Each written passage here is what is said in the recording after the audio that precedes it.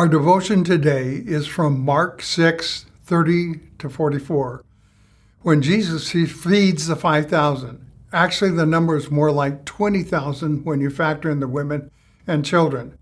Jesus was meeting with his disciples who had returned from a mission he had sent them on out early in the chapter, and he wanted to get away to spend time with them. They sailed a short distance to another location, but the crowd followed. As it was getting late, the disciples suggested Jesus send the people to nearby towns to get food, but he responded, "You give them something to eat." They were perplexed about the cost of the food to feed the crowd. After having the disciples check to see what food was found, they found a boy with 5 loaves, like bread cakes, and 2 fish. The boy freely gave up his food, but imagine what if the boy had refused the disciples' request. Jesus took the food and, after praying over it, broke the bread and the fishes, providing enough to feed the crowd. Jesus and the disciples with 12 baskets left over. I want to give a different focus on the 5 loaves and 2 fish. Consider the 5 loaves and 2 fish are your possessions. What would your spirit be about sharing them with others? Do you hold on to them as that is all you have? Do you question how can this amount of food amount to be sufficient to have any impact on others? Please join with me in considering how 5 bread, cakes, and 2 fish can be impactful with others. I have a friend whose husband died recently. When spending time with her, she reflected on a neighbor whose husband had recently died and expressed she wanted to share their experience of loss, but was cautious about differences in faith and other issues. We prayed she would have the peace and confidence to talk with her.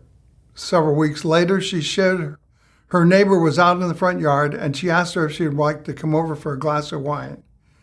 She responded she would, and they spent 2 hours talking.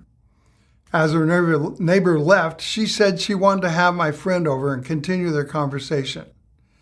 When I heard the story about them connecting, I thought of my friend gave her 5 loaves and 2 fishes up. She gave up her 5 loaves and 2 fishes to initiate time to spend with her neighbor. What are some other ways to use your 5 loaves and 2 fish to create connection and community with a neighbor or others?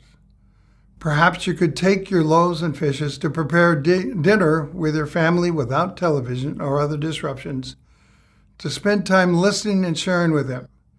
This investment will multiply significantly if you make this a weekly or bi-weekly practice.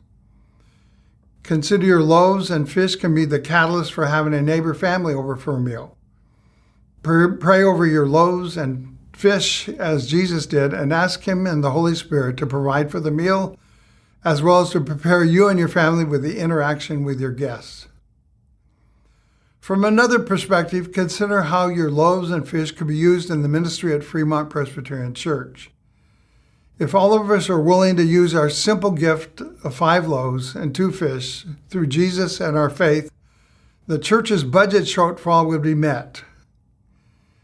As you listen to this devotional, please reflect on Jesus' response to the question, which of the commandments is most important? He said, "Love the Lord with all your heart and with all your soul and with all your mind and with all your strength."